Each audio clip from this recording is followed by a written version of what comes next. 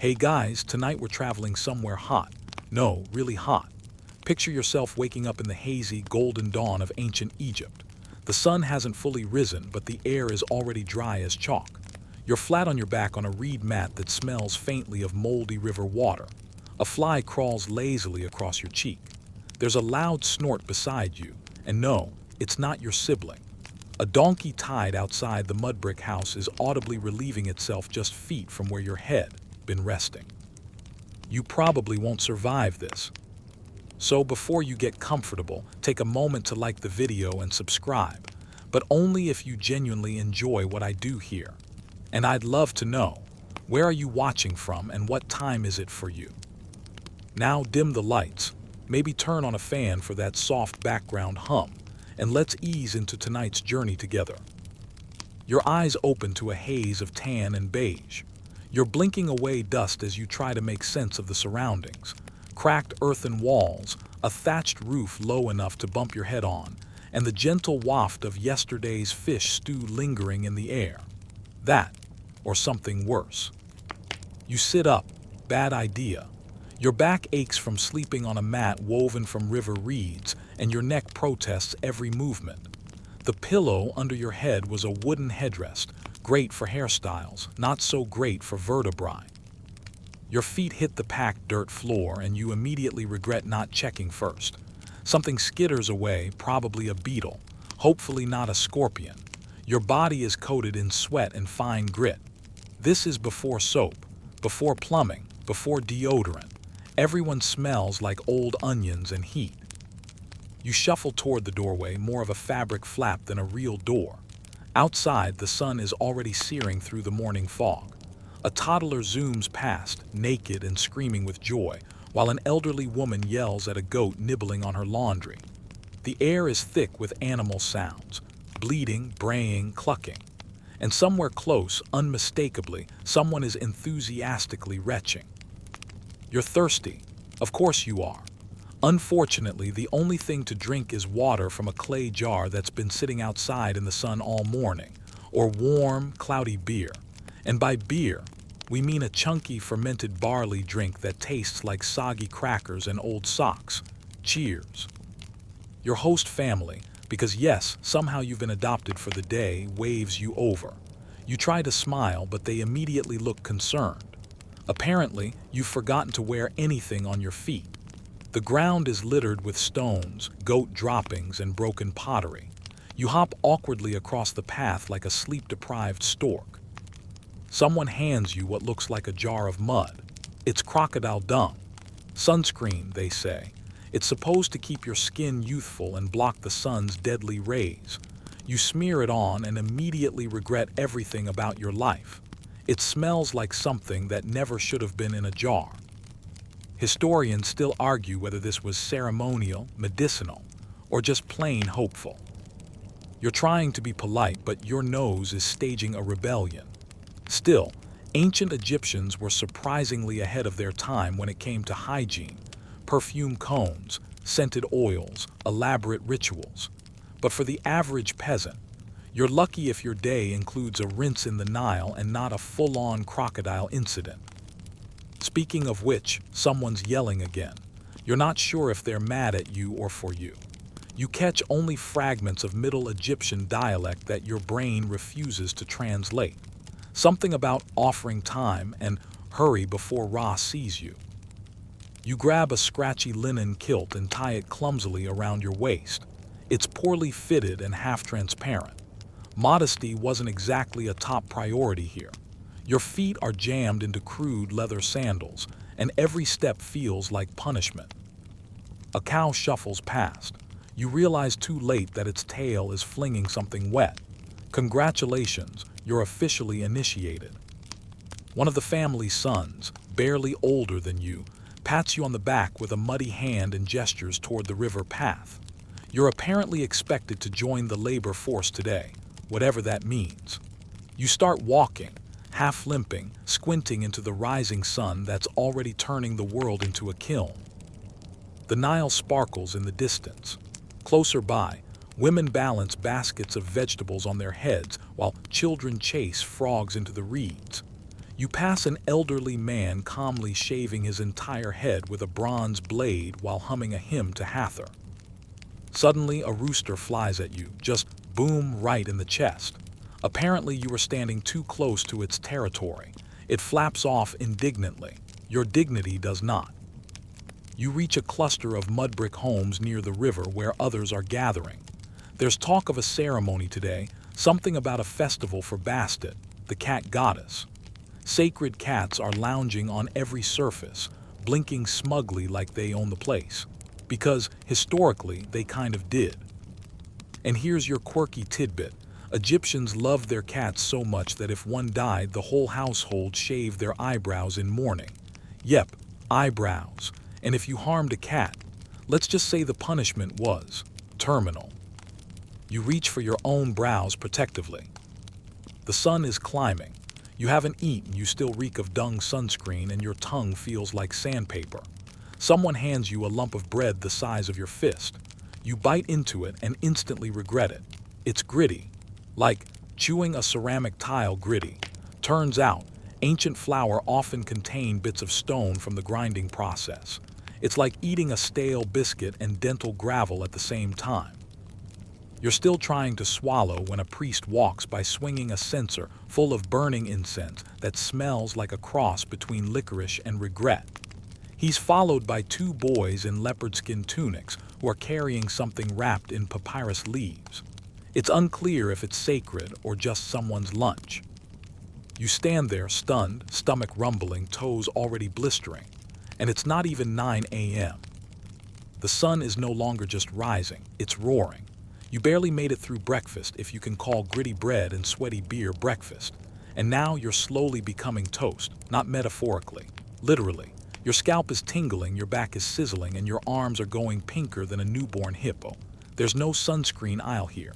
All you've got is that generous slather of crocodile dung, which is now baked into a clay-like crust. Someone tells you that means it's working. You have doubts. The Nile breeze. It's more of a whisper than a relief. Even the sacred cats have vanished into the shade. You try to follow their lead, but unfortunately, your labor assignment today doesn't involve lounging. It involves fields, and those fields are not shaded. A teenage overseer, yes, a teenager, waves at you to grab a tool. It's long, wooden, forked at one end, and looks like it could double as a tent pole. You hold it awkwardly, waiting for instructions. None come. Instead, the teen shouts something sharp and points to a patch of earth that's already been stomped to oblivion. You begin poking it. This is fine. Everything is fine. Except it's not, because within minutes, sweat is dripping off your chin like a leaky faucet. Your linen kilt is soaked through and clinging in all the wrong places. You try to casually wipe your face, but only manage to smear the crocodile dung crust into your left eyebrow. Chic. Your fellow workers, meanwhile, are absolute machines. These people bend and swing and dig and lift like it's a choreography passed down for generations.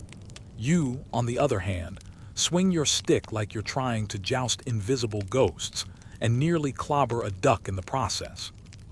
A kid nearby laughs. You shoot them a look. They throw a fig at your head.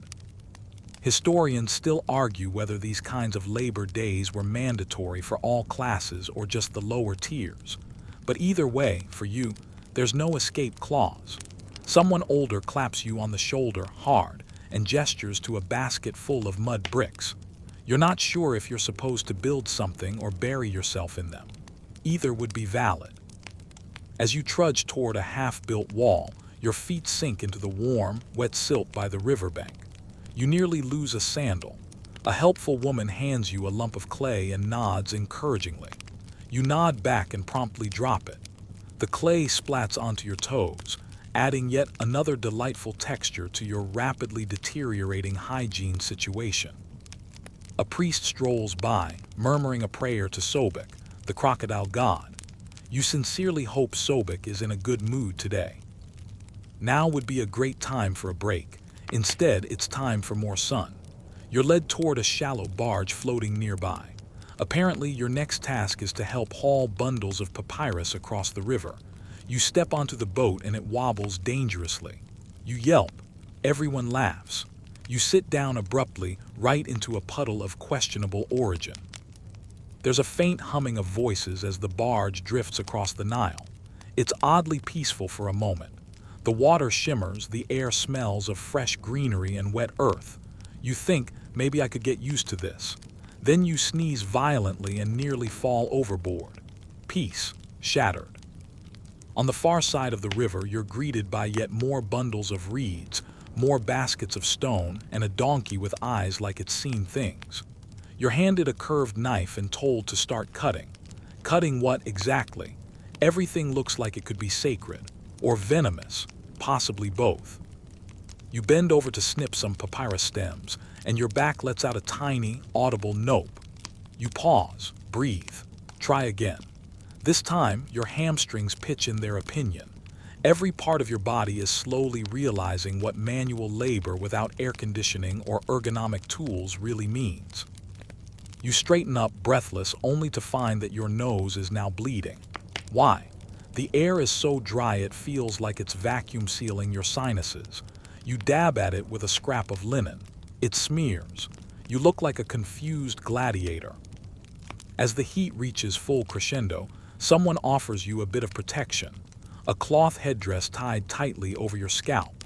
You tie it on, grateful, until you realize it smells like 10-year-old goat cheese and possibly regret. You drag yourself back across the river, each step more cartoonish than the last. Your limbs are vibrating with effort. You trip on a tree root and land flat on your belly. As you sit up, something inside your sandal wriggles. You scream. It's just a beetle, probably. Let's distract ourselves with a fun little tidbit. Ancient Egyptians didn't just build pyramids and worship cats. They also had pet monkeys. Pet monkeys. Some wealthy households kept them and even trained them to fetch things. That's a luxury you'll never experience today. All you've got is this biting beetle in your shoe and a growing sunburn in places you didn't know could burn. By now, your vision's starting to shimmer. You're parched beyond comprehension. You beg someone for water. They hand you a clay cup. You drink deeply until your brain registers that it tastes faintly like garlic and pond. Someone pats your back. Good beer, they say, grinning. You nod and swallow with the enthusiasm of a cat being bathed. Somewhere in the distance, a conch horn sounds. Break time. Divine intervention. No, it's just the start of the next labor shift. Your shoulders droop. You're sun-baked, sweat-cooked, and you've barely made it to midday. Your stomach rumbles angrily, loudly, and at this point, almost musically. After a morning of sweat, sun, and surprise bugs, you're finally ushered toward a cluster of workers squatting under a lean-to made of papyrus stalks. It's barely enough shade to cover a single smug cat, but you crouch anyway, grateful to exist in something less than full sun. A woman walks by with a woven tray and slaps down your lunch. It's bread again, this time a little darker, flatter, and mysteriously heavier. You eye it with suspicion, but hunger always wins. You bite in, and immediately regret your life choices. See, ancient Egyptian bread is famously terrible, not in taste alone, but in texture. Those grinding stones they used to make flour. Yeah, they didn't exactly have stainless steel precision. Bits of grit, sand, and crushed stone ended up in the dough every time. So what you're actually chewing is 50% barley, 30% tooth-cracking quartz, and 20% stale air. Crunch. You're fairly certain you just chipped a molder. You poke your tongue along the edge and feel something sharp. Is that tooth, stone, emotional damage? No time to dwell. A boy passes around a small clay pot filled with what appears to be raw onions and salted fish paste. You're pretty sure it's a condiment, but someone next to you eats it like a main course. You follow their lead. Your mouth is now on fire, and your breath could legally be classified as a weapon. You chase it with a gourd of warm, sour beer. It's thick, cloudy, and you have to chew between sips. Beer in ancient Egypt wasn't filtered. It was more like porridge. Honestly, you kind of respect it. Still tastes like despair, though. Historians still argue whether this meal was typical of a working-class lunch or festival fare. Either way, It's all you've got, and it's somehow both too much and not enough. One of the elders squints at your face. "You eat like Nubian goat," he says. You nod solemnly. It's unclear if that's an insult or a compliment, but you're too afraid to ask. Someone next to you lets out a hearty laugh, then promptly breaks off a chunk of their bread and hands it to you. You pretend to nibble, all while wondering if your digestive system has an exit strategy.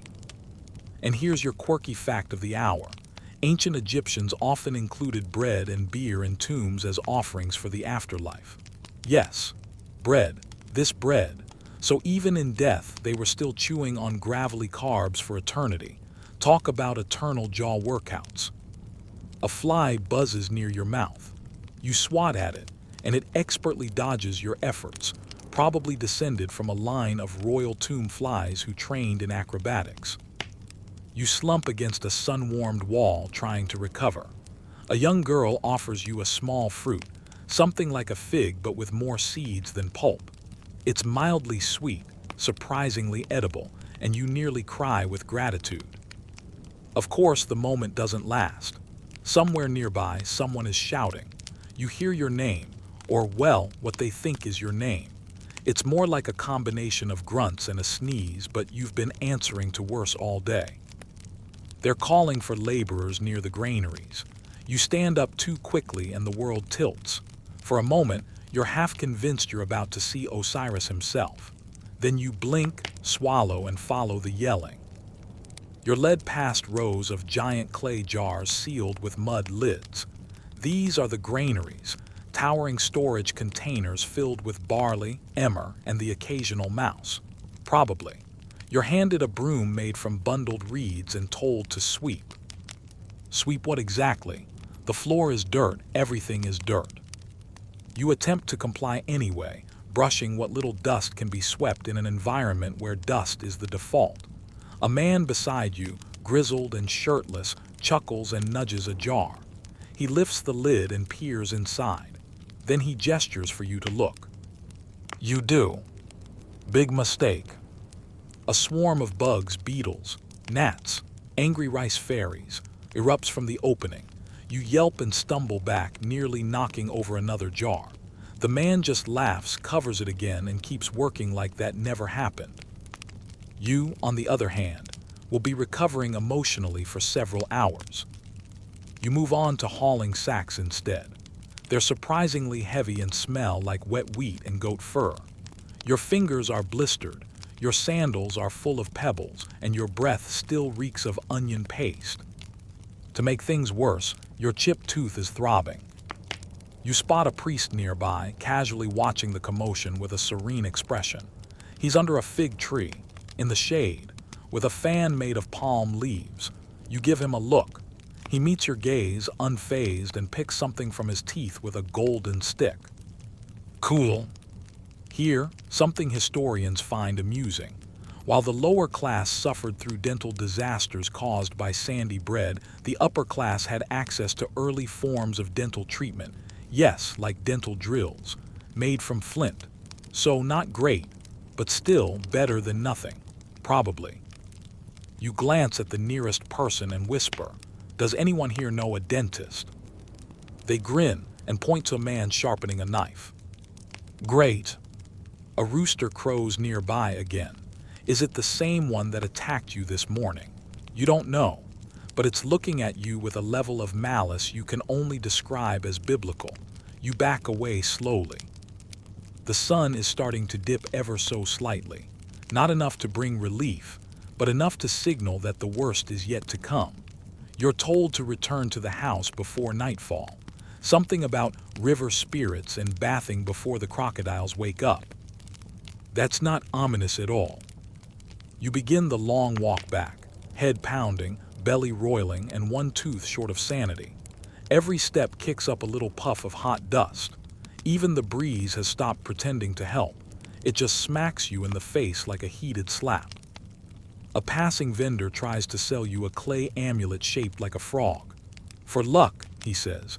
You politely decline, he shrugs. Your loss, bad omens today. Oh good. You finally spot the familiar shape of your borrowed mud brick house and limp toward it with a sigh that could move pyramids. You sit down on the cool floor, finally shaded. You close your eyes. And then crunch. There's still sand in your bread.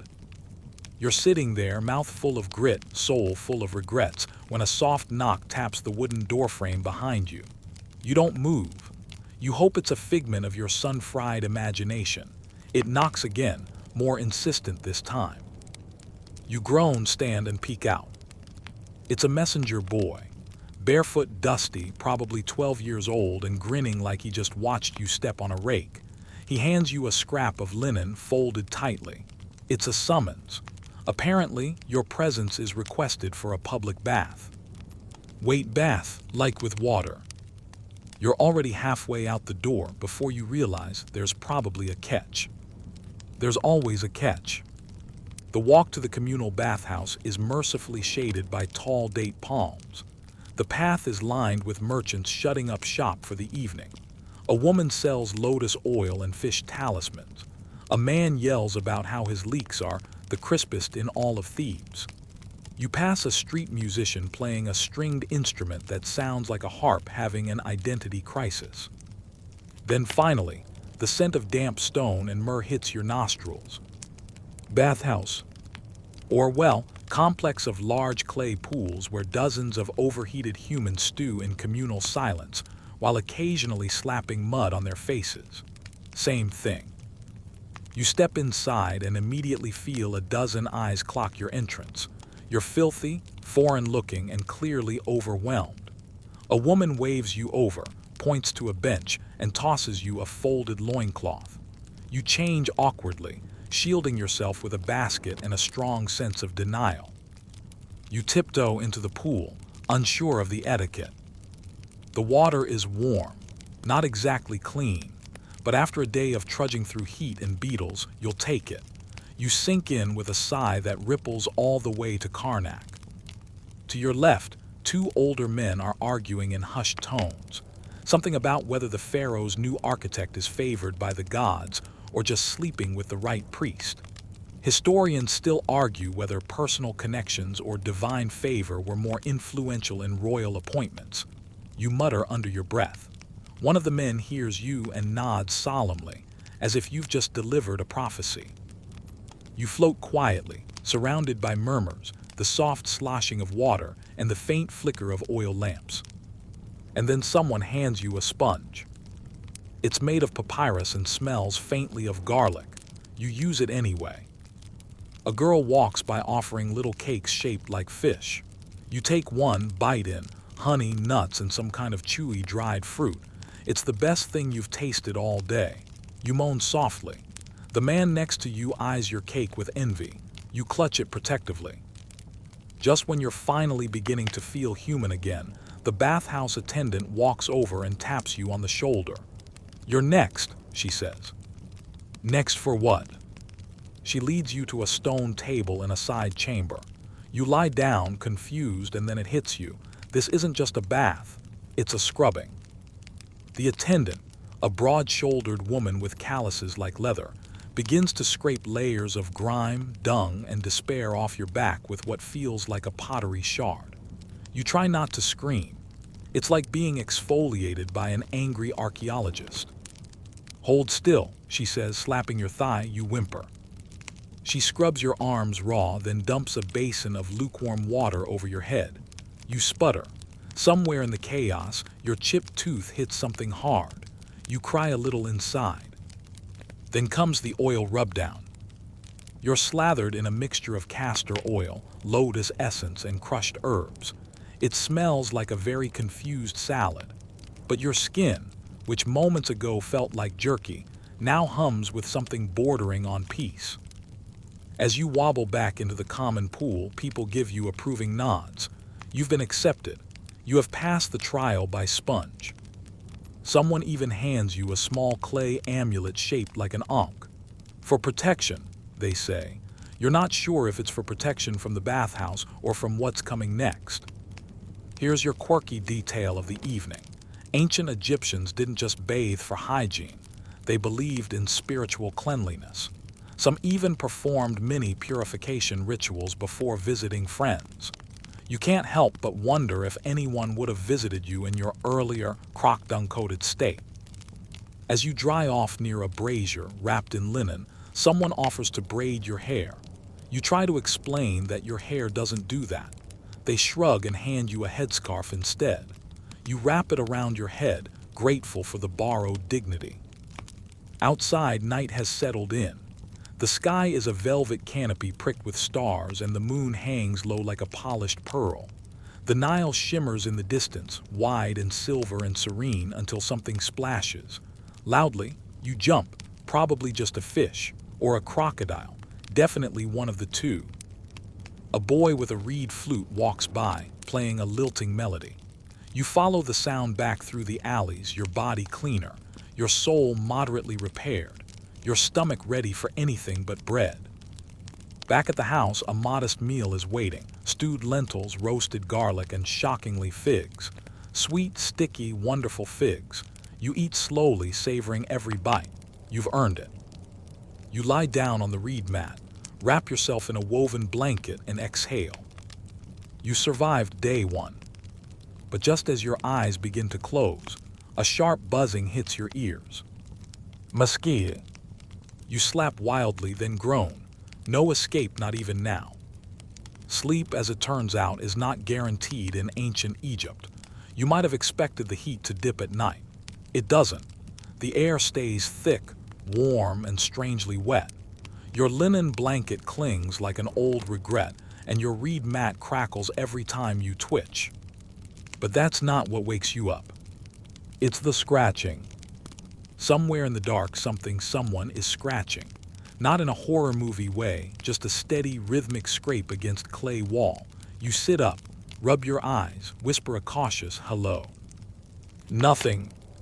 You're alone, probably, maybe, unclear. Eventually, the sound stops, and so do your nerves. You drift off again, this time into a fitful doze haunted by giant mosquitoes and sentient bread. At dawn, you're awakened by a rooster again, or maybe it's a demon in rooster form.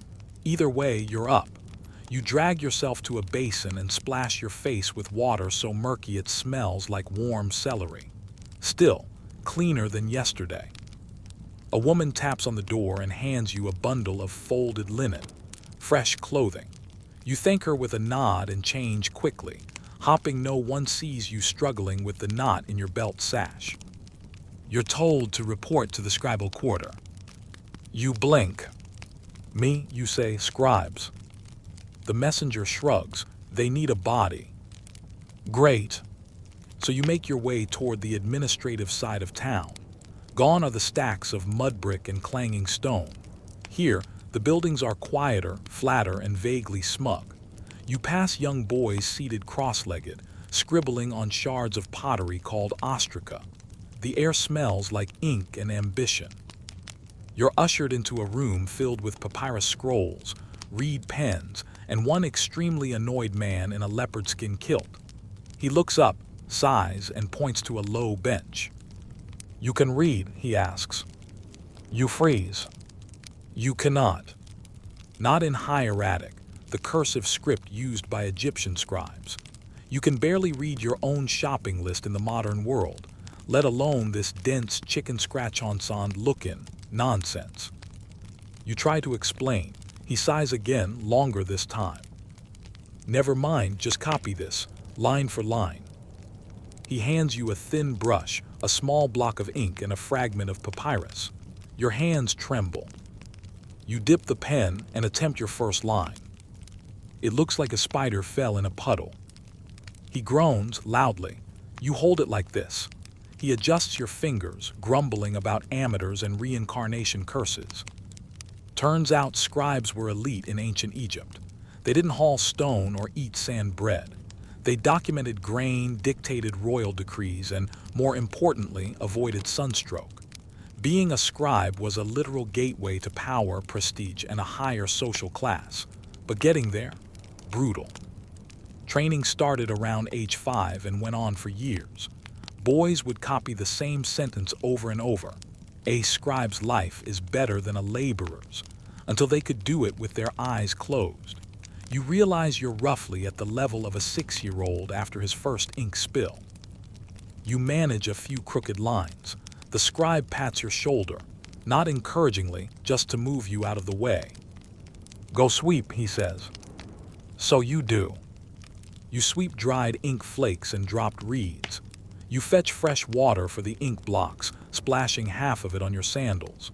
You carry scrolls back and forth, careful not to wrinkle them, though you do sneeze on one by accident. An older boy nearby snorts. "You'll be feeding donkeys by lunch." Probably true. Here's a fun historical tidbit to distract you. Egyptian scribes used reed pens called calami, an ink made from soot, water, and sometimes ground precious stones. That's right, writing in actual gem dust if you were fancy enough. You, unfortunately, are using soot and shame. A few hours pass. Someone brings in a basket of pomegranates. You're handed one, split it open, juice drips everywhere. You slurp it down like a toddler. The scribe looks over, lips twitching in what might almost be amusement. "Better at eating than writing," he mutters. You nod solemnly. Historians still argue whether scribes were selected purely based on talent or also lineage. Either way, you're not cutting it. After a long, ink-smudged morning, you're sent outside to help with a delivery. Clay jars. Again. You haul them down narrow corridors while children practice reciting maxims like, "The tongue of the scribe is mightier than the sword." Sure, unless the jar you're holding tips forward and cracks on your toe. You cry out, part pain, part ego, and hop in circles. The woman who handed you the linen earlier offers a sympathetic look but does not stop chopping onions. Eventually, you find shade under a low awning and collapse. And this, you think, is the heart of it. Egypt is not just pyramids and pharaohs. It's paper cuts, foot bruises, and public humiliation at the hands of 12-year-olds with better penmanship. It's ink stains on every imaginable surface and the constant knowledge that you are not, and will never be, the favorite apprentice. Still, you survived. You drag yourself home at dusk. The house smells of garlic and lentils again. A kind neighbor offers you a mango-like fruit that's slightly sour and very sticky. You accept it with both hands. As you lie down for the night, exhausted, your toe still throbbing and your scroll smeared with accidental tears, you sigh. You may not be a scribe, but at least you got through the day without being eaten by a crocodile. Progress. Your dreams are a disjointed mess. Leaky ink pots chasing you down corridors, talking scrolls berating your handwriting, and a child with unnaturally perfect pen strokes laughing maniacally. You wake with a gasp, tangled in your linen sheet, sweating like you slept inside a brick oven. There's a knock at the door. This time it's not a bath invitation or a scribal request, it's worse. It's conscription. Apparently, your services are required down by the riverbank. You're being borrowed for a public labor project, something involving rope, mud, and a whole lot of yelling. A man hands you a coarsely woven head wrap and grins. "Don't forget to stretch." You shuffle out into the rising sun. The Nile glitters to your left like it's mocking you. Along its banks, dozens of workers are already lined up. Some carry baskets of clay. Others stack massive, sun-dried bricks. A few chant work songs under their breath, the rhythm almost hypnotic. You're handed a massive basket and pointed toward a pit. "Fill it with mud," someone barks. You climb into the pit, feet instantly sinking into thick sludge. It squelches between your toes with a sound so offensive, it almost registers as personal.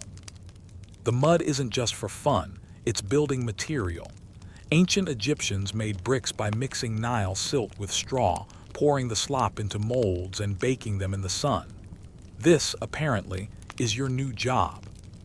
You scoop mud. Your arms ache immediately. You try to straighten, but the sun presses on your neck like a hot hand. Sweat pools at the base of your back. A fly lands on your eyelid. You twitch. It stays. Someone shouts, "More straw." You're handed a bundle of scratchy fibers, which you mix in with your hands. It cuts your fingers like soft knives. You look down at your new creation and realize you are essentially crafting proto-concrete with nothing but willpower and mild dehydration. Across the site, another worker screams, something about a snake. You decide not to investigate. You trudge the full basket toward the mold station. The man there eyes your work, grunts, and pours it into a wooden frame. He levels it off, then sets it on the ground to dry. "You missed a clump," he says. You want to argue, but your arms are jelly. Somewhere behind you, a priest chants over a newly finished batch. They're offering a blessing to ensure the bricks won't crumble. You want to suggest they also bless your spine, which is clearly plotting its escape. A woman walks by with a jug of water. You nearly tackle her. She pours a small amount into your cupped hands. It tastes like hope, filtered through a bit of sand and possibly fish memory. Still, bliss. "Ever mix crocodile dung into mortar?" the man next to you asks. You choke, "What?" He nods. "Old trick, makes it hold better or curses your enemies, depends who you ask." Ah yes, your quirky tidbit of the day. Crocodile dung, useful, spiritual, disgusting. Classic Egypt. You get a brief break around midday. You sit under a sparse palm tree, chewing on dried dates and trying not to cry. Someone hands you a lump of soft cheese wrapped in a fig leaf. It tastes faintly like goat regret but fills your stomach. Nearby, two workers argue about temple design. "Straight lines are sacred," one insists. "The gods prefer curves," says the other. You smile. Historians still argue whether temple layouts were guided more by religious symbolism or practicality. Apparently, so do the people who built them. After lunch, your tasks shift. You're now helping haul ropes to pull something from the river. It turns out to be a barge, laden with freshly quarried limestone. You are not pulling this alone. You are part of a crew of 20, grunting in rhythm, slipping on wet boards and gasping like a collective dying walrus. The overseer claps his hands in time, yelling, "Pull, pull." You pull, everything inside you screams. Your palms blister, your feet bleed. You are officially a human ox. When the barge finally creaks onto land, someone cheers. You're too tired to react. You collapse near a pile of discarded rope.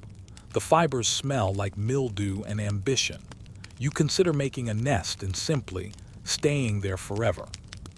Instead, you're dragged up by a cheerful woman with biceps like carved obelisks. "Time to finish the path," she says. The what? Turns out, part of the day's work involves laying down temporary roadways made from logs and wetted sand so that heavy materials can be dragged to building sites. You help tamp down the sand. You help place the logs. You help complain loudly when a log rolls onto your foot. No one cares. By late afternoon, your body has given up. You are moving purely on spite and the hope that dinner involves something not foraged from a goat's emotional trauma. Your arms, useless, your legs, numb, your soul, whispering passive-aggressive things about reincarnation. And yet something shifts. You look up across the Nile. The setting sun paints the sky in bands of red, orange, and gold. The river reflects it all, and for a moment it's breathtaking. The pyramids in the distance catch the light, glowing like celestial mountains. It's so beautiful, it almost makes you forget that you smell like a fermented shoe. Almost. Back in town, you're handed a clay cup filled with beer. Egyptian beer. Thick, cloudy, slightly sour, more of a drinkable bread than an IPA, but it works. You sip it slowly, grateful for something cold. You sit on the stoop of the house, legs outstretched, head leaning back against the wall. People walk past, tired but laughing. Children play in the dust with carved dolls and small reed boats. Someone sings a lullaby in the distance. You've made it through another day. Barely. You may not last long in ancient Egypt, but for now you're here. And you didn't die. Which, let's be honest, is a win. You wake up sore in places you didn't know existed. Not just sore, prehistoric sore. Like your skeleton filed a complaint with your muscles and everyone's gone on strike. You stretch, crack your back, and let out a sound so ancient it probably summoned a baboon god. But there's no time to sulk. Today's task. Shopping. Finally, something that sounds halfway manageable. A woman from your shared household, possibly a neighbor, maybe just nosy, grabs you by the elbow and tells you it's your turn to fetch supplies. You nod eagerly, then freeze. There is no currency, no coins, no paper bills, just stuff. Trade goods, measurements, favors. You're about to walk into the bustling belly of a barter economy. You grab a basket, mutter a short prayer to any sympathetic deity, and follow the stream of people toward the town's market area. The morning air is already buzzing with flies and negotiations. A boy is trying to trade fish for sandals. An old man is bartering onions for a copper blade. Someone is shouting about papyrus deals that may or may not be scams. You've never felt less prepared in your life. You approach a stall that smells like garlic, fish, and body odor having an argument. A stern woman eyes you. "What do you bring?" she asks. You blink, this. You hold up a jar of honey you were told to trade. She squints at it, sniffs, dips her finger in, tastes, nods grudgingly. You hold your breath. "I'll give you 2 bundles of leeks," she offers. You hesitate. "Is that good?" You counter with 3 bundles. She stares at you like you just insulted her ancestors. 2 and a pinch of coriander, final offer. You nod quickly, deal struck, honey for vegetables. It's a win, you think. See, trade in ancient Egypt was both local and international. Markets operated on value equivalencies, not fixed prices. A sack of grain might be worth 2 goats on Tuesday, but only one if the grain was moldy. It was fluid, chaotic, and deeply rooted in social standing and verbal negotiation. Your next stop is a linen merchant. You need fabric, or rather someone in your house does. You offer up a pair of bronze needles. The merchant perks up. Good quality metal is hard to come by for everyday folks. You secure a strip of linen and a scrap of dyed wool. Victory. Then you try to buy bread. Disaster. The baker is a terrifying man with arms like obelisks and a stare like scorched earth. He wants grain. You don't have grain. You offer leeks. He laughs. You offer your leftover coriander pinch. He laughs harder. Desperate, you point to your sandals. He shrugs, you take them off. Minutes later, you walk barefoot through the dust with half a loaf of stale barley bread. Humbling. Also out. As you limp toward the potter's stall, you pass a group of temple attendants collecting alms. One of them is chanting. Another's carrying a small bronze offering bowl. You're tempted to ask for sandals back in exchange for a prayer, but decide against it. At the potter's place, you see rows of clay jars, cooking pots, water jugs, all hand-shaped and baked in outdoor kilns. You touch one that's still warm. The woman beside you offers to trade 2 jugs for your dyed wool scrap. You hesitate. You kind of like the wool, but the jugs are pretty. You swap. This is your life now. Emotional debates over containers. Across the square, a man is hawking amulets. Small, carved trinkets of gods, scarabs, and protective symbols. You're drawn to one, an eye of Horus, chipped but still vivid. You have nothing left to trade. He sees your interest, leans in and says, "Help me lift this box into the cart." You do. It's heavier than all your regrets, but you get the amulet. It dangles from your fingers like a prize from a carnival you didn't mean to enter. Amulets like these were common, worn for health, safety, fertility, or just vibes. Historians still argue whether these were truly seen as divine or if people just wore them because everyone else did. Either way, it's now yours. By midday, your basket is full. You've lost your sandals, your dignity, and probably 5 pounds in sweat. But you've got onions, bread, a pot, and a cool little trinket. On your way back, you pass the public records board. Well, not board, more like a slab of limestone.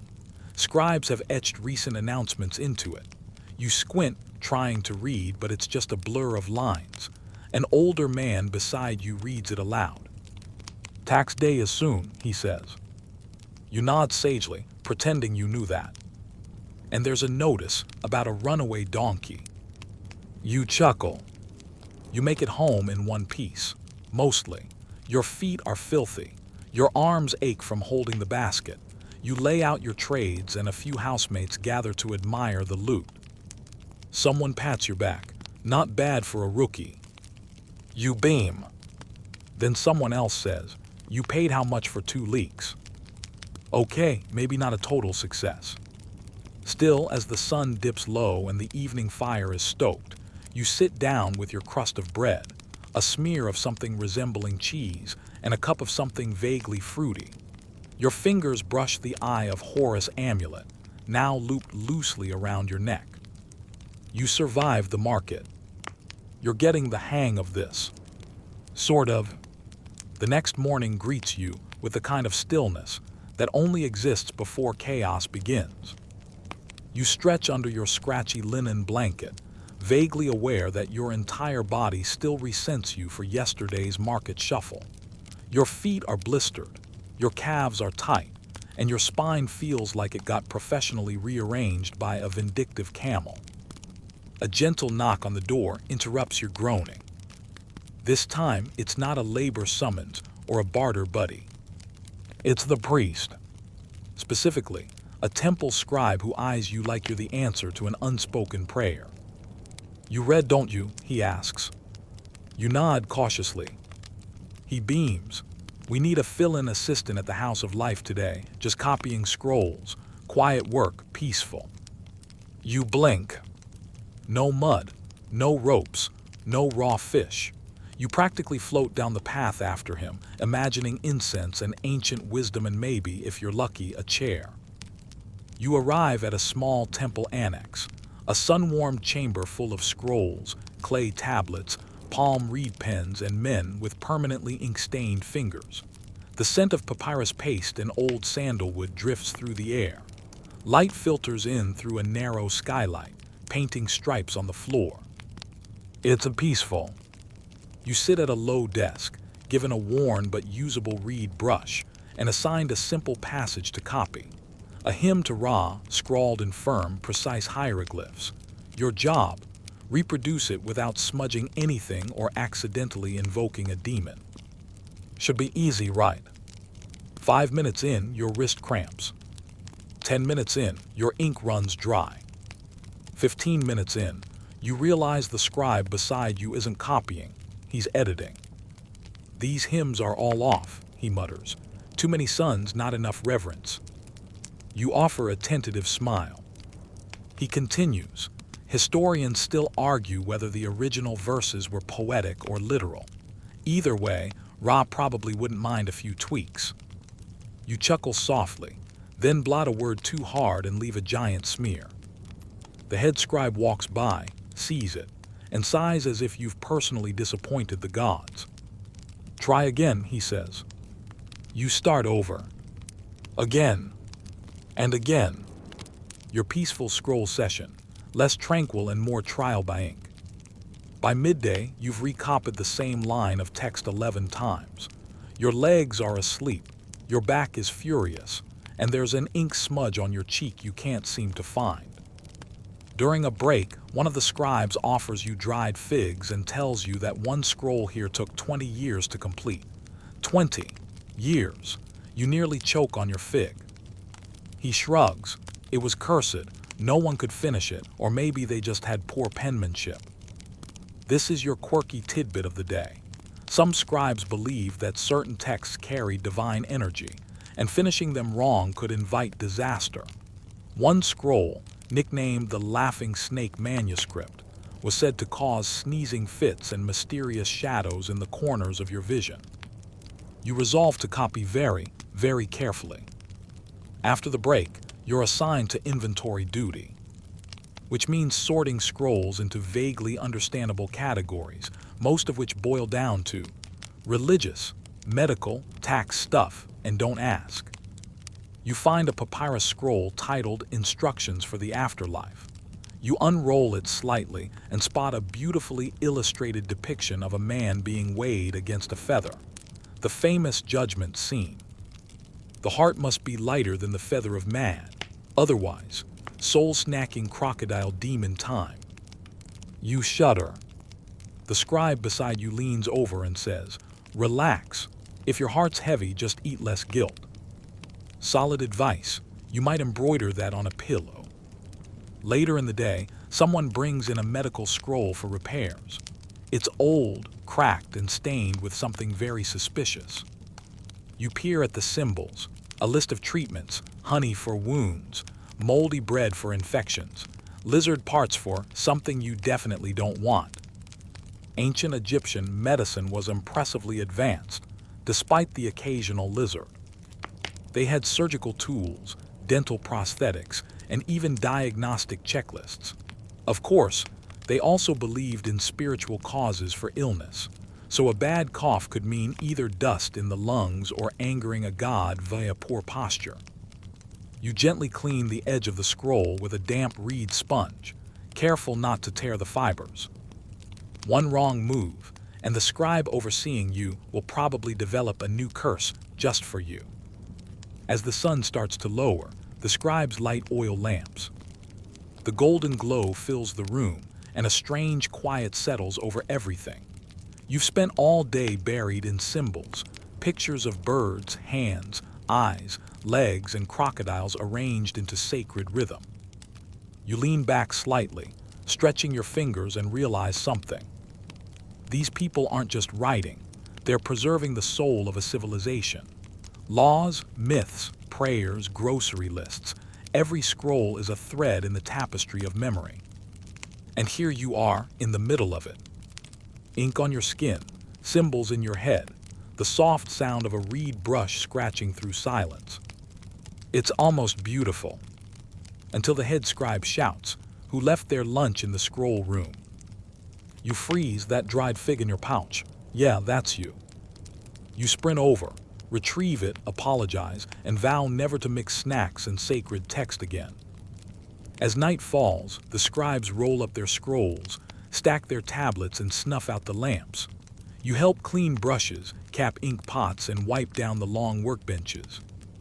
You step outside into the cooling dusk, your clothes rustling softly in the wind.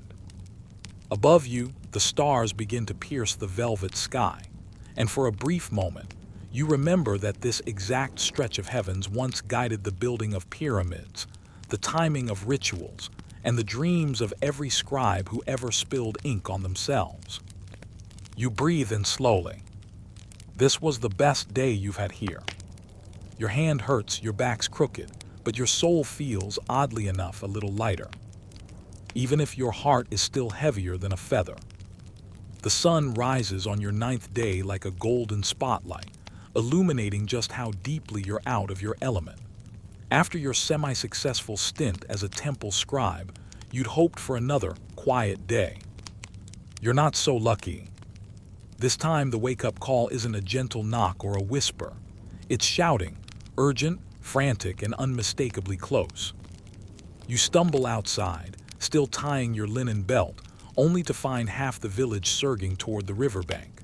A boy runs past you yelling something about the flood.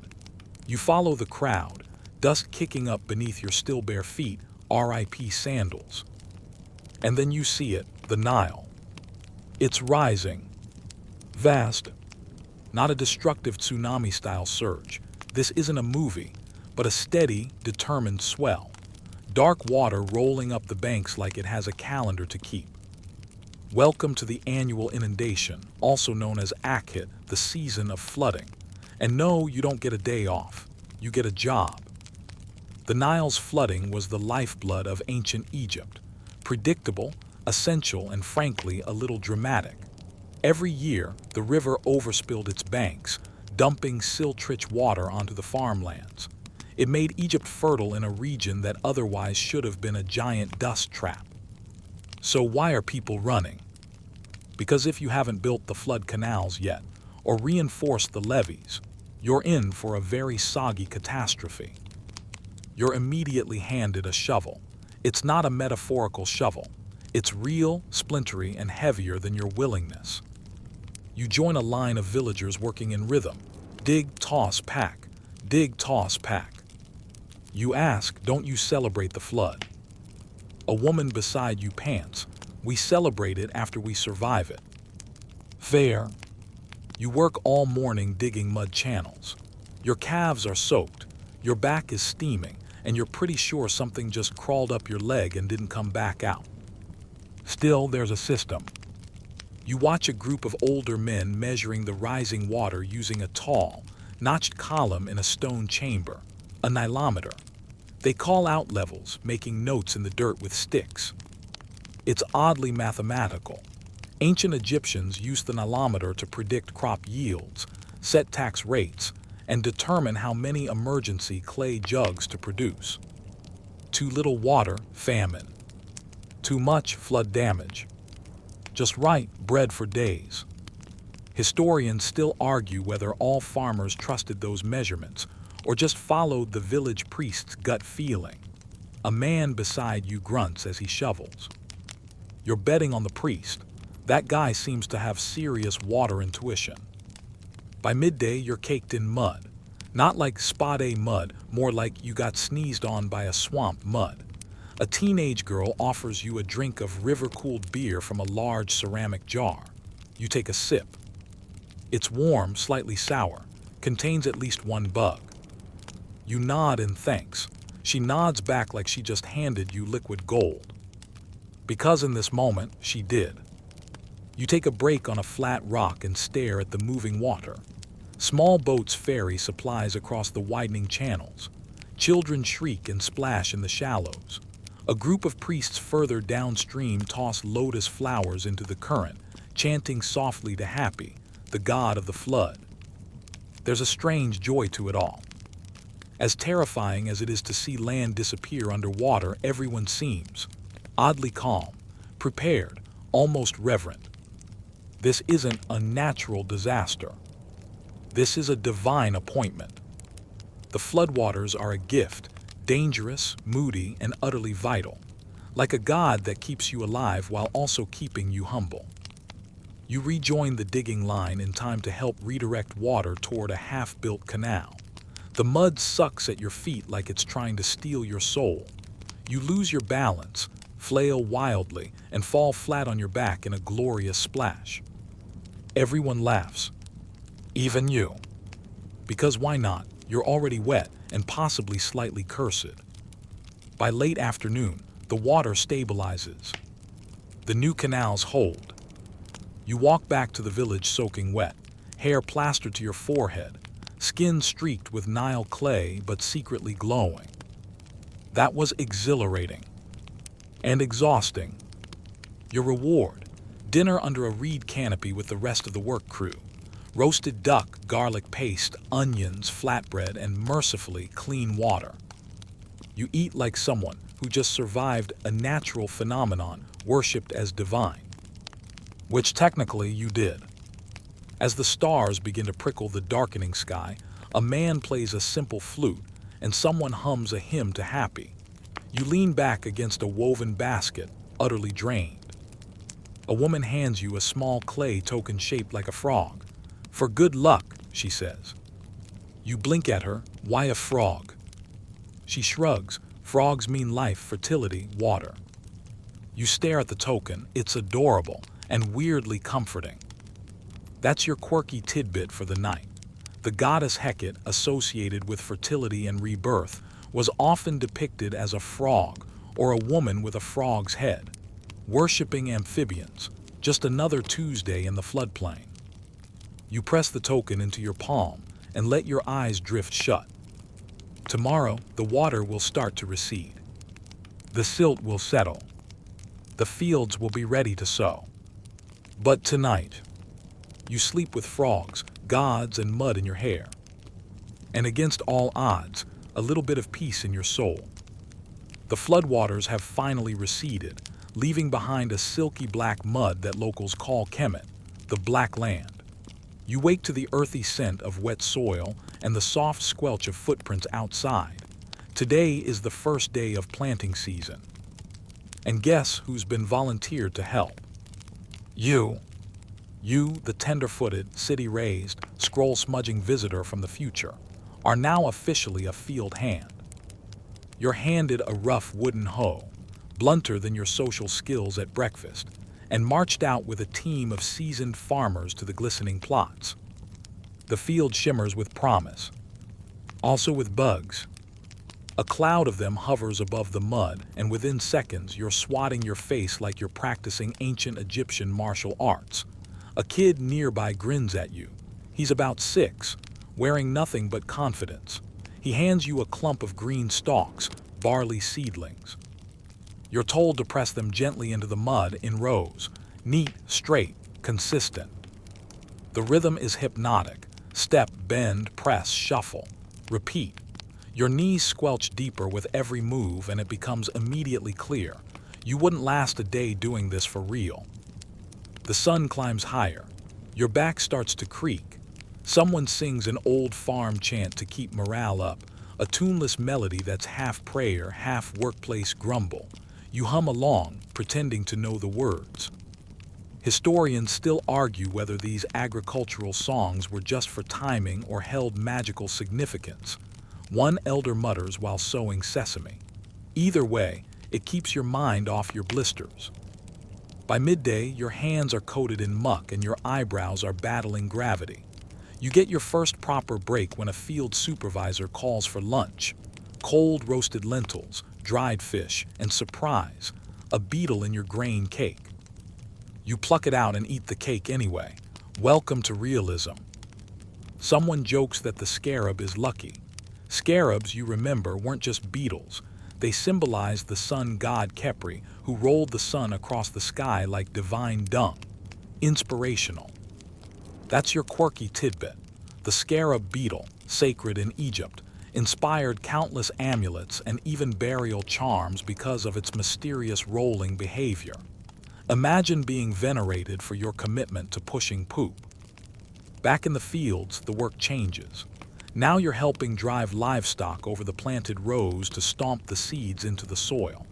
You think, this can't possibly be the plan, but it is. Goats and pigs thud their way across your precious lines of barley like they're auditioning for a demolition derby. You try guiding a goat with a stick. It ignores you. You try guiding it with your voice. It nibbles your sleeve. Eventually, it headbutts you in the thigh and trots away with smug satisfaction.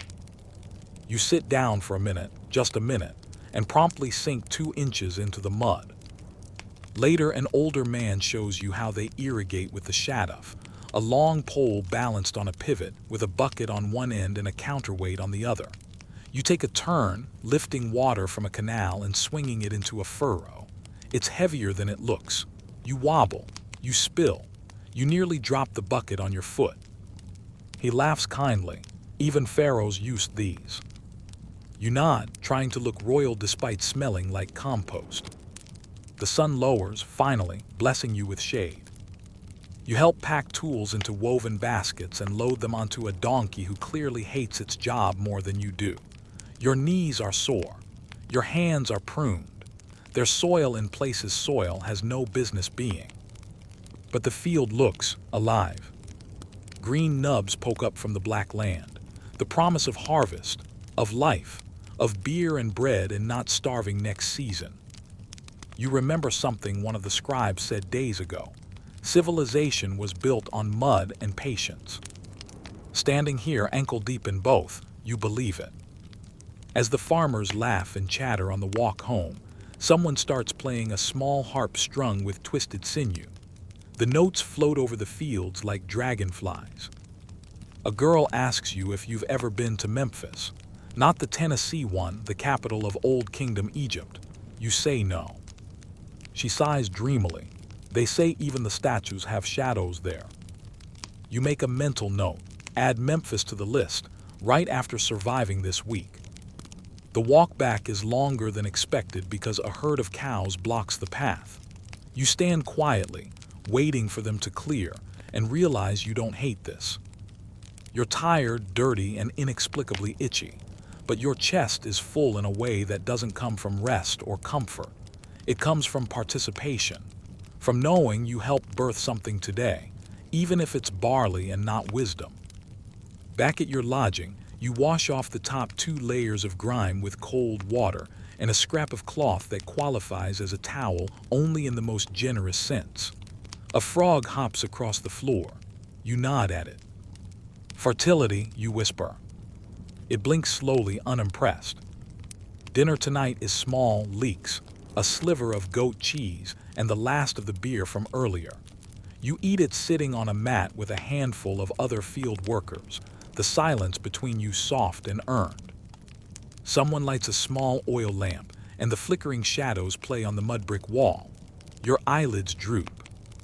In your pocket, the scarab token from the flood day warms slightly against your thigh, like it remembers the sun.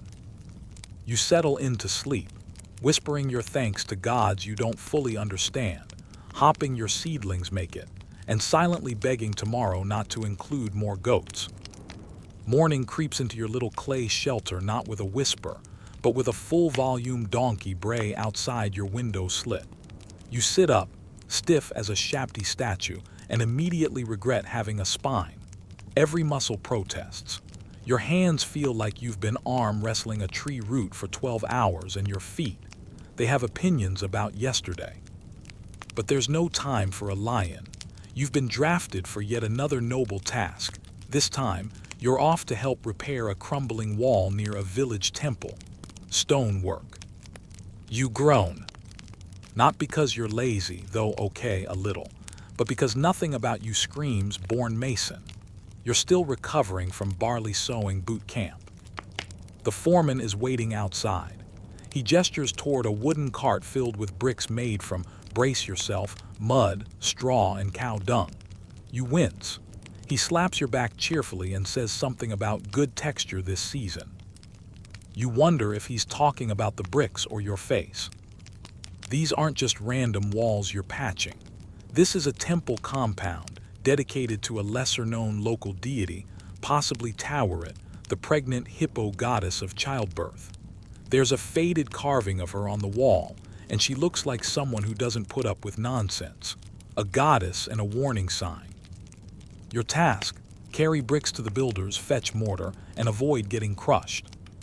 Easy. Until it's not. Your first load of bricks is manageable, just 5 at a time, but each trip across the uneven courtyard feels longer. The sun bounces off the stone in waves of heat. By trip 4, your arms are twitching like startled lizards. You take a break by the scaffolding, sipping warm water from a shared jar. 2 men beside you are arguing, politely, about whether the old foundation stones were placed under Pharaoh Khufu or someone before him. Historians still argue whether temple foundations like this reused older stones or started fresh, one of them says, jabbing a chisel toward the base. You see that notch? That's not from this period. You blink, dizzy. Maybe it's just wear. They both stare at you. You've apparently committed ancient architectural blasphemy. You slink back to your brick pile. After lunch, flatbread and pickled radishes you swear were alive. You're invited up the scaffolding to help. You think this means holding tools. It does not. It means helping smear mortar, a mix of silt and lime between heavy, sun-baked bricks. You dip your hands in the bucket and immediately regret being born with fingers. Still, the work is steady, the view decent. From this height, you can see over the temple wall into the surrounding fields. Beyond that, the glimmer of the Nile. You spot boats sliding lazily along, sails puffed like bellies. For a brief moment, it's beautiful. Then a hawk screams overhead, and someone below drops a brick. You cling to the scaffolding like a spider, trying not to die of vertigo. At the top of the temple, you find a small team working on reliefs, carvings of gods, kings, crocodiles, and various hybrid creatures doing godly things. You're told not to touch, so of course your brain itches to poke every inch. One artisan shows you how they etch into limestone with a copper chisel. The lines are surprisingly precise. "We keep records of important dreams here," he says, pointing to a sequence of symbols you can't read. "Like sleeping dreams." "Yes, visions, warnings, gifts from the gods."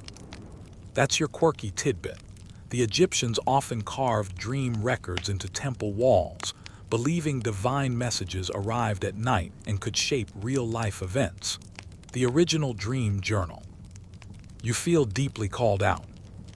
After another hour of mixing mortar and pretending you're not afraid of heights, you're finally sent down to help paint a section of dried plaster. You dip a reed brush into a red ochre solution and try not to tremble. Your first brushstroke looks unholy. A boy next to you snorts. You paint like a donkey in a dust storm. Fair. But you improve, sort of. Your spirals still look like angry snails, but your lines start to curve with purpose. The boy shows you how to thicken the brush tip by chewing it slightly, then promptly hands you a pre-chewed one. You hesitate. He shrugs. You use it. You're fully Egyptian now. By late afternoon, the temple wall gleams in the low sun. There are palm frond shadows dancing across the plaster, flickering like fire spirits. You rest on the low stone bench, head tipped back. You realize something strange. You're proud. Not of your artistry, definitely not, but of your contribution. You hauled bricks, mixed goop, didn't fall off the scaffolding. You kept pace with men who have done this their whole lives, sort of. As you walk back through the village, a child calls to you from a doorway and throws something small. You catch it, barely. It's a tiny clay figure, barely thumb-sized, a little hippo. She smiles, sharp teeth and all. "Tower it," the child says, "for protection." You nod solemnly, "Thank you." You now possess a growing collection of pocket gods. Back at your mud brick sleep hole, you rinse your hands, notice a fresh blister on your palm, and wonder how many more days your modern body can survive. The answer is probably -1. Still, you lie on your mat, the cool air curling in through the window, and trace the outline of your new hippo charm with your thumb. Outside, a drum taps softly. Someone telling a story. It's about a crocodile who loved a priestess and flooded her village every year to see her again. You smile. You're covered in lime dust and your joints creak like temple doors, but you're starting to fall under the spell of this place. Its rhythm, its reverence, its absolute refusal to give you a single easy day. And somehow you're okay with that. The next morning begins with something you did not sign up for: animal duty. Apparently, because you didn't perish in the fields or fall off a temple wall, someone decided you were durable enough to help with the sacred livestock. And not just any old goats or chickens. No, you've been assigned to the cattle stables attached to a nearby temple complex. And these aren't farm cows. These are temple cows. Specifically, the revered Hathor cattle, sacred creatures believed to embody the goddess of love, music, motherhood, and all things delightfully soft. Except these cows are none of that. One tries to headbutt you before breakfast. You dodge. Barely. The cow snorts. You snort back less impressively. Still, you follow a soft-spoken herder named Beck, who takes his job with near-religious seriousness. He introduces the cattle by name and lineage like they're minor nobility. This is Lady of Milk. That's she who gazes. And that big one, her name's Trouble. You believe him. Your job, cleaning stalls, brushing hides, and collecting dung for, yes, again, bricks and fertilizer. You've been reunited with your old friend, Poop. Beck shows you how to hold the brush properly, how to avoid getting kicked, and how to speak softly so the cows don't get startled. They can sense if your heart's not clean, he murmurs while gently stroking Trouble's neck. You fake a pure heart as best you can. But soon, you're scrubbing hides in the shade of a reed awning, sweat pooling at the small of your back, when something fascinating happens. A priest enters. He's dressed in white linen, his head shaved, and his presence quiets the entire stable. Even the cows seem to pause. He approaches one specific heifer and begins a slow, deliberate inspection, looking at the hooves, teeth, eyes, and even the cow's breath. "This one may be an incarnation," Beck whispers. "Of what?" "Of Hathor, of course." You stare at the cow, now glowing slightly in the sunlight filtering through the reeds, and try to feel something spiritual. Mostly you feel itchy. Still, the priest bows, mutters a prayer, and leaves. The cow flicks her tail like none of this matters. That's your quirky tidbit for today. The Egyptians believed sacred cows could be literal manifestations of goddesses, particularly Hathor. They underwent rigorous selection processes and were pampered, prayed to, and even mourned like royalty when they died. Later, you help carry bundles of clover and barley stalks into the pens. You're not doing it wrong exactly, but you're definitely doing it in a way that makes everyone suspicious. A boy your height, probably 10 years younger, rolls his eyes and takes over with an effortless toss. You decide to focus on sweeping. By mid-morning, you're led to the milk preparation hut, a low, shaded space where temple women churn milk into soft cheese and yogurt, used for offerings and priestly meals. One woman, missing 2 front teeth and 0 patience, shows you how to stir thick curds with a carved paddle. The smell is aggressive, but it's oddly comforting. There's laughter here and gossip, and a low rhythmic hum that seems more musical than yesterday's brick chanting. Someone sings about a falcon in love with a fish. You don't ask. You're given a taste of the finished cheese, mild, soft, tangy. Not bad. You feel momentarily successful. Then you're asked to deliver a tray of clay bowls, filled with yogurt to the temple altar. Which sounds simple until you remember, this is a temple. As you cross the courtyard, you're nearly blinded by a sudden gust of light. The temple doors have opened, revealing a large inner chamber you've never entered before. A stillness hangs over it like incense. Inside, statues loom, tall, gold-tipped, eyes painted in lapis and obsidian. The air smells of resin and crushed lotus. You try not to trip. The altar is a squat stone table draped in fine linen. You place the yogurt gently, almost reverently, next to fruit, beer, and loaves of bread. A priest appears beside you silently and begins a murmured prayer. You feel entirely out of place, which is probably appropriate.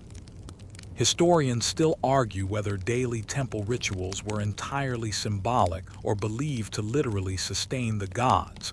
The priest tells you in a whisper, as if answering your thoughts. Either way, it's not just yogurt, it's devotion. You nod slowly, half understanding, half overwhelmed. Back outside, Beck greets you with a satisfied grunt. Didn't drop anything. Nope. Didn't offend a god. Hopefully not. Then you'll live till dinner. You help him collect herbs from a nearby garden, fenugreek, onion, coriander, used to flavor milk or treat sick calves. He tells you the cows get special herbal baths during festivals. They smell better than priests, he says, grinning. You laugh. It's the first real laugh in hours. As the sun begins to dip, Beck offers you a seat near the fence, where the younger calves lounge in the cool sand. One nuzzles your elbow, more curious than affectionate. You ask Beck how long he's worked here. Since I was your age, he says, squinting into the sky. My father was a herder, his father too. We don't just raise cattle, we raise sacred memory. You don't quite know what that means, but it stays with you.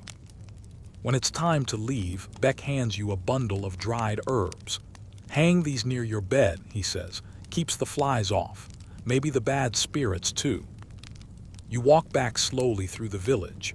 The Nile gleams in the fatting light. The cows low behind you like distant drums. You pass a small group of children playing a game with pebbles and a painted board. They laugh and shout, barely noticing you. One girl calls out, "Did the holy cows bless you today?"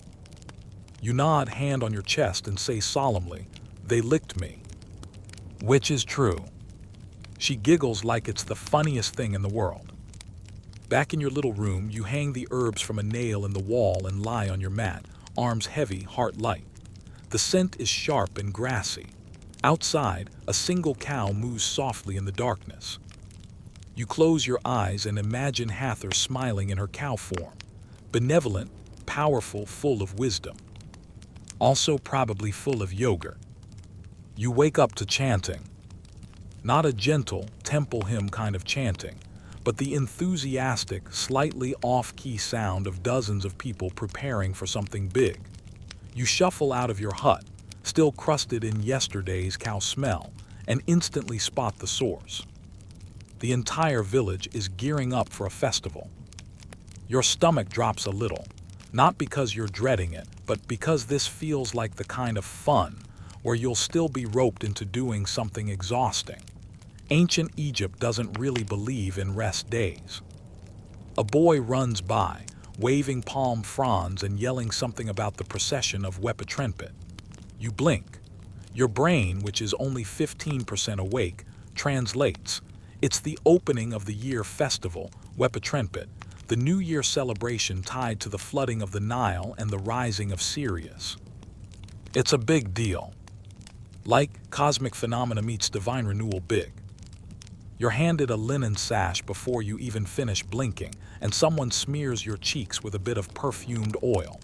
Congratulations, you're in the parade now. You're not entirely sure what your role is, but you're definitely between two flute players and someone balancing a statue of a falcon-headed god. You try to look appropriately holy.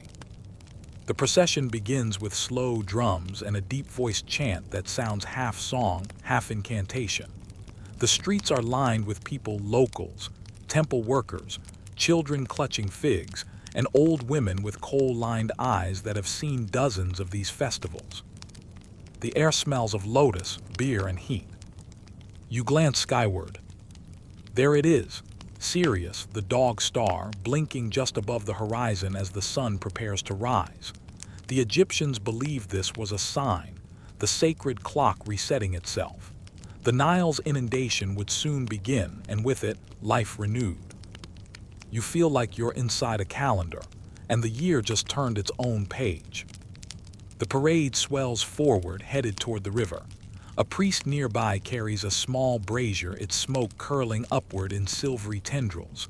Another flings palm-sized loaves into the crowd. You catch one. It's still warm. "You're lucky," someone whispers. "That's for good harvests." You nod solemnly and eat it anyway. At the riverbank, the statues are placed onto ceremonial barges. Painted wood, bright cloth canopies, and bronze fixtures shine in the dawn light. The barges drift out onto the water, guided by rope-pulling teams and a surprising amount of shouting. You watch as priests throw offerings into the Nile, grain, incense, even a small golden figurine. A voice near you mutters. Historians still argue whether these offerings were symbolic gestures or believed to truly feed the gods of the river. You nod as if you're in on it, but mostly you're just impressed that no one's dropped anything yet. Then it's your turn. A man you recognize, one of the temple guards with a fondness for olives, grabs your elbow. "Help with the torch procession," he says, as if this is a normal sentence. He thrusts a bundled reed torch into your hands and lights it with a coal from the brazier. And now you're firewalking. Not literally, but close enough. You join a slow-moving circle of torch bearers forming a glowing ring along the shore. From above, it must look like the Nile is surrounded by stars of its own. Boats drift, chants echo, and the flames flicker in rhythm. You're sweating buckets, but also kind of enchanted. And then the music starts. Not the slow, ceremonial music from earlier, but something faster, rhythmic, full of hand claps and tambourines. People start to dance. And we're not talking polite head bobbing. This is full body, hip swaying, shoulder popping joy. You are not a dancer, but the crowd pulls you in anyway. A woman in a red sash loops you into a circle and spins. You mimic her awkwardly. She cackles. You try again better. She nods approvingly. Someone hands you a cup of date beer. You take a cautious sip. It tastes like bread trying to become wine, not terrible. As the sun climbs higher, the festival spills into every dusty corner of the town. There's a feast happening under a palm grove. Grilled fish, honey cakes, lentils with coriander, figs in wine syrup. You think you've never eaten this well in your entire Egyptian life. There's even a game going on. Senet played on wooden boards with carved pieces. You're challenged by a smug-looking boy with a smugger-looking monkey on his shoulder. You lose, repeatedly. But he gives you a fig, so it's fine. Later, someone pulls you toward a side tent where a blind old man is telling stories, creation myths, tales of Osiris, fables of desert foxes and lazy priests. His voice is cracked and slow, but the crowd is dead silent. The breeze carries his words out like smoke. You sit legs crossed, eyes closed. This is your quirky tidbit today. The New Year festival wasn't just fireworks and snacks. It was also a time of storytelling, ritual cleansing, and quiet reflection. People believed that whatever you carried into the new year, the gods would echo back. You feel the weight of that. And now you feel a different weight. A small cat has fallen asleep on your lap. You have no idea where it came from, but you accept the blessing. Or curse. It's always a toss-up with cats here. By evening, the light has softened to honey and gold. The temple doors close, the barges return, and the people, full of food and sun and song, begin to drift homeward. You do too. You're sunburnt, a little tipsy, smelling faintly of goat, but happy. A priest passes by and taps your shoulder. Don't forget, he says, pointing to the Nile. Tonight you wash, start the year clean. So you walk down to the riverbank, alone now, and step into the water. It's cooler than you expect, rushing gently against your ankles, then thighs, then chest. You duck your head under and emerge, blinking wet, reborn. You stand for a long moment in the shallows, water dripping from your ears, the stars wheeling overhead. You think about Sirius, the star that summoned gods and floods. You think about how many people before you, thousands of years worth, stood in this exact spot, on this exact day, doing the exact same thing. You are one drop in the river of history. But tonight, you feel it flowing through you. You start the new year clean, sure, but clean doesn't mean rested. The festival glow hasn't even worn off when you're conscripted again, this time for something called canal duty. The phrase sounds vaguely peaceful. Spoiler, it is not. You find yourself trudging behind a cart full of tools, woven baskets, copper picks, wooden shovels, and a jug of date beer that clearly isn't for you. A burly man named Mena with shoulders like bread ovens leads the group. The Nile floods, he explains with a sigh, and then we rebuild the veins. By veins, he means the irrigation canals, those thin, crucial channels that fan out from the Nile and bring water to crops, animals, and, well, life. When the river floods, it's a blessing, but it also wrecks all the neat human-made channels. So every year, it's back to digging. Mena hands you a shovel that's clearly made for someone with significantly more muscle mass. You do your best. You will regret this by noon. The sun is already boiling as you hike to the canal site. It's a zigzag trench half filled with black water and silt that smells like wet coins. Your job? Shovel the silt into baskets. Haul the baskets to the embankment. Repeat.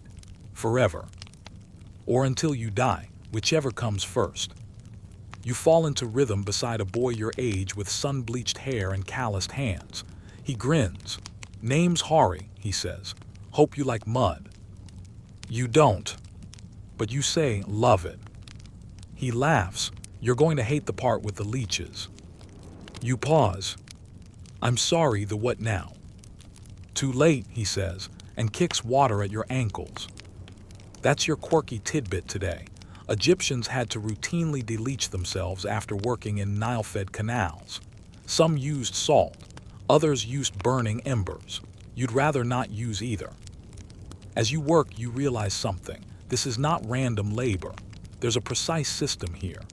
The canals follow carefully measured gradients, the result of calculations made by scribes and surveyors.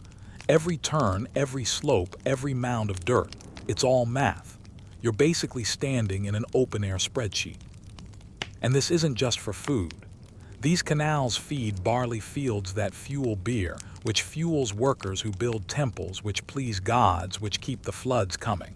It's a circle, a muddy, mosquito-filled circle. Historians still argue whether the coordination of canal labor was overseen entirely by the state or partially by local village councils, Hari tells you, casually slinging mud like a trivia host. Either way, if you don't pull your weight, someone notices. He points to an overseer in the distance with a clipboard and a very serious wig. You dig faster. At midday, Mena calls for a break. Everyone flops onto the embankment like damp frogs. You chew on some lentils wrapped in leaves and sip water from a pottery jug, avoiding the date beer that Mena guards like it's made of gold.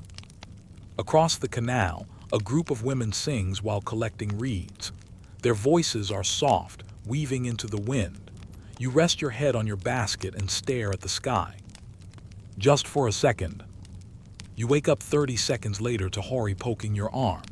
Back to work, sleepy ibis. The afternoon gets hotter. Your body aches in places you didn't know existed. Your hands are blistering, your neck is red, and you're pretty sure something just crawled into your sandal. And yet, somehow, you keep going. Eventually, the water starts to flow again. It trickles through the cleaned-out canal, dark and steady, curling around the edges and glinting like melted glass. Everyone cheers, and someone blows a conch horn for dramatic flair. It's excessive, but deserved. You stand there filthy and sore, but weirdly proud. This canal will help grow crops you'll never eat, for people you'll never meet, but it matters, and you were part of it. As you return to the village, the ground beneath your sandals feels slightly more solid, maybe because you've helped shape it. That night, your muscles throb in a new language. You sit by a cooking fire, watching onions roast in clay pots while someone bakes flatbread directly on the coals. The smell is unreal. You ask Hari if he does this every year. Since I could walk, he says. My grandfather said we build canals the way scribes build words, one stroke at a time. You nod.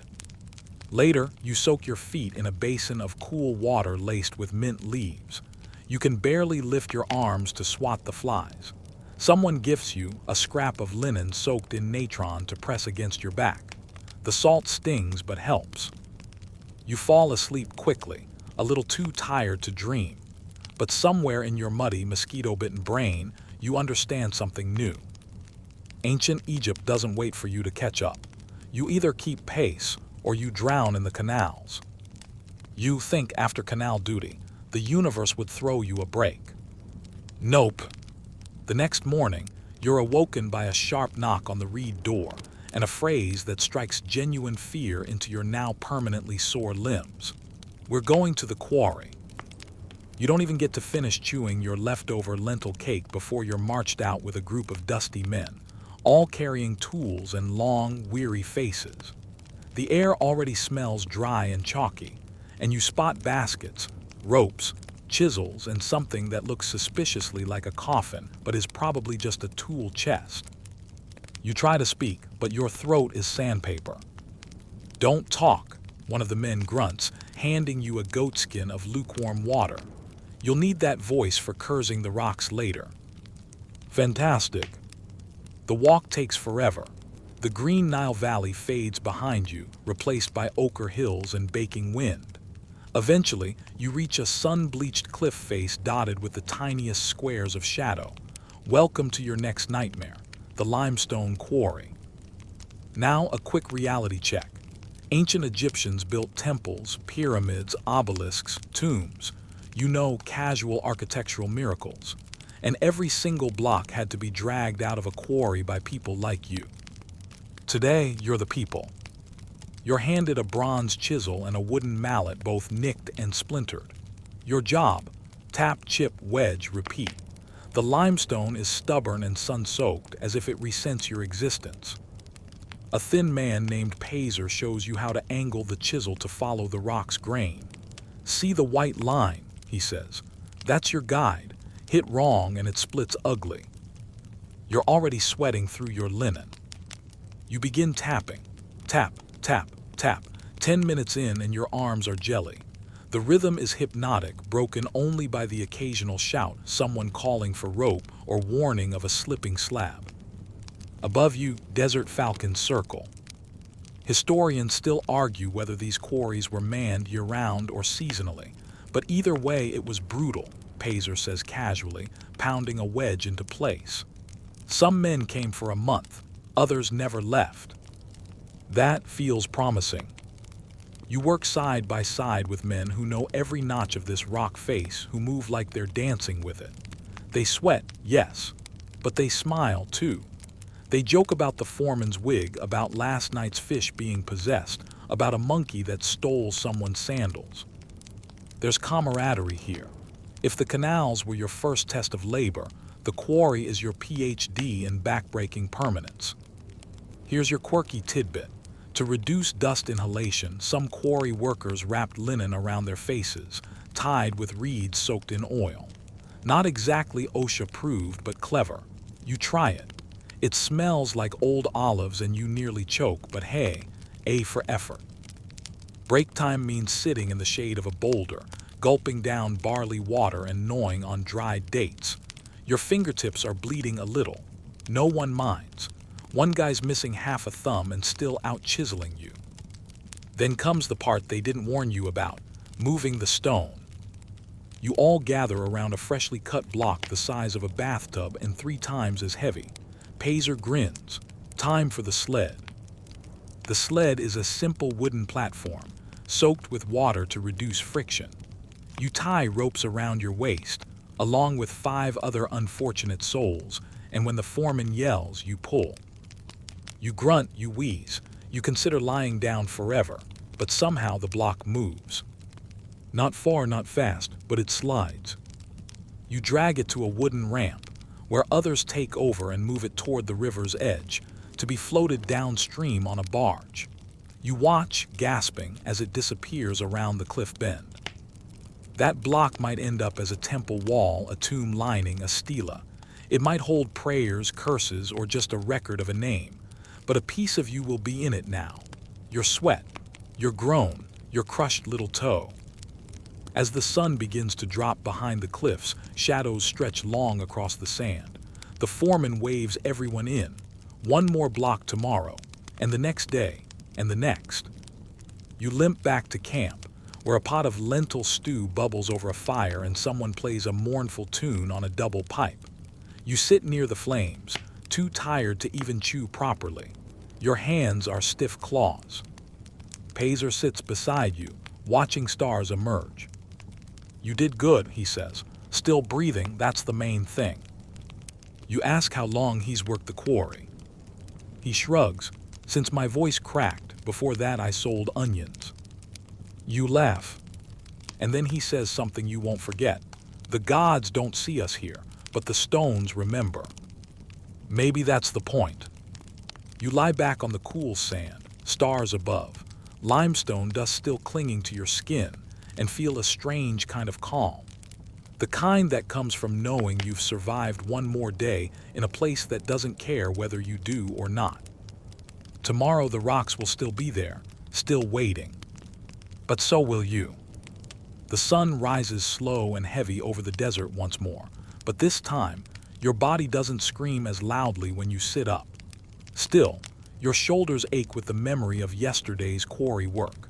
Your hands, calloused, cracked, and still a little dust-stained, curl reluctantly into fists as you prepare for whatever ancient Egypt is planning to throw at you today.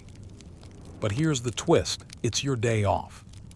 Before you even get excited, remember that rest in ancient Egypt doesn't mean lounging on a divan being fanned with palm fronds and fed grapes. Nope. It means chores, family obligations, temple rituals, and, if you're lucky, a little time to not be actively dying of heat stroke. You start your morning with ablutions. A servant pours cool water over your hands, a small luxury you've started to treasure. Bathing is essential, even symbolic here. Purity matters. The gods are always watching, after all. And trust me, you do not want to offend a crocodile-headed deity because you skipped rinsing your armpits asterisk. The breeze carries the smell of fresh bread from a nearby oven. You follow your nose to a small clay house where a woman pulls round loaves from a smoky hearth. She hands you one, hard on the outside, soft on the inside, filled with dates and a hint of sesame. It's a small joy. You savor it. Then comes the visit to the temple. You join a slow-moving crowd approaching a columned courtyard. The air smells of incense and crushed flowers. This is no mere errand, it's a duty. Offerings must be made. You carry a bundle of herbs and a tiny alabaster jar of beer which you carefully place beside a statue of Hathor. Her smile is enigmatic, distant, but for a moment you feel strangely seen. Inside, priests chant in a haunting rhythm. You catch phrases about balance, order, and mad, the core Egyptian belief in harmony and justice. Historians still debate how widely this concept applied beyond elites, but its cultural weight was undeniable. Even you, an exhausted laborer, feel its pressure. Live rightly. Respect the gods. Don't lie. Don't cheat. Don't let chaos in. Easier said than done, when your toenails are literally falling off. Back in the village, the afternoon is yours. A group of children run by, screaming with delight, chasing a hoop with a stick. You watch them and chuckle. One trips over a goat and laughs so hard he forgets to cry. A young woman asks if you'll help with grinding grain. You nod because saying no in ancient Egypt isn't really a thing. Soon, you're kneeling beside a heavy slab, pulling a smaller stone across the top in long, repetitive strokes. Grit gets under your nails. Your knees scream, but the flour is beautiful, pale gold and soft. It will become bread, food, life. Here's your quirky fact of the day. Egyptian flour sometimes contained tiny bits of stone from the grinding process, which wore down people's teeth over time, even in young adults. So yeah, your molars are basically doomed. Later, you walk down to the river. This is where the magic happens. Laundry, fishing, gossip, and the kind of deep exhalation only water brings. Women scrub tunics against stones while old men cast nets lazily, hopping for catfish. You dip your feet in and let the Nile cool your aching body. A nearby man shows you a carved scarab amulet. For protection, he says. This one's real, see the inscription. You nod, even if you're not sure what you're seeing. Do you believe in it? You ask. He shrugs, can't hurt. You think about all the dangers you've met over these imagined days. Sunstroke, hippos, cruel overseers, pyramid ramp accidents, and stone dust in your lungs. No, it definitely can't hurt. Night falls gently. No drama, no disaster. Just the slow hum of a life winding down. A drumbeat in the distance. Someone singing off-key. A donkey snorting somewhere behind your hut. You lie down on a mat. Not soft, not clean, but yours. As you stare up at the woven reed ceiling, you realize something strange. You've started to adjust. The dirt under your nails doesn't bother you. The aches have become background noise. You haven't thought about air conditioning in hours. And even stranger, you feel proud. You lived a day in ancient Egypt. You didn't rule. You didn't build a pyramid single-handedly. But you showed up. You worked. You gave. You helped grind flour and haul limestone and avoid hippos. And maybe, just maybe, the gods noticed. Now close your eyes. Let your breath slow. The Nile flows on. The stars begin to shimmer above the black land. Someone somewhere is whispering a prayer to Hathor or Thoth or Isis. And for once, you don't feel like a visitor. You feel like someone who belonged here all along. So here you are, at the end of the journey. The sand has settled. The stone dust has drifted away on a breeze. The Nile flows quietly in the background, and your heartbeat is no longer racing. It's calm, steady, like the rhythm of an oar slicing through slow water. Let it all soften now. The aches in your shoulders, the heat on your skin, the tension behind your eyes. Let them melt like morning mist over a temple courtyard. Let the sounds of the ancient world fade, hammer strikes, shouted orders, distant drums, and let them be replaced by the soft hush of reeds swaying by the river's edge. Breathe in slowly, like you're taking in the scent of date bread fresh from the hearth. Breathe out like you're releasing the day, its dust, its weight, its memories. You made it, through pyramids, priests, plagues, and punishing heat, through gods and grave robbers, canals and quarries. And in each moment, you stood exactly where someone once stood, thousands of years ago. Maybe now you understand just how much ordinary people carried the weight of history. One stone, one prayer, one sunburn at a time. So let it go now. Drift. You are safe, you are still, and your work is done. The stars over ancient Egypt are the same ones above you now. They watched over them. They watch over you. Sleep well, traveler. Sweet dreams.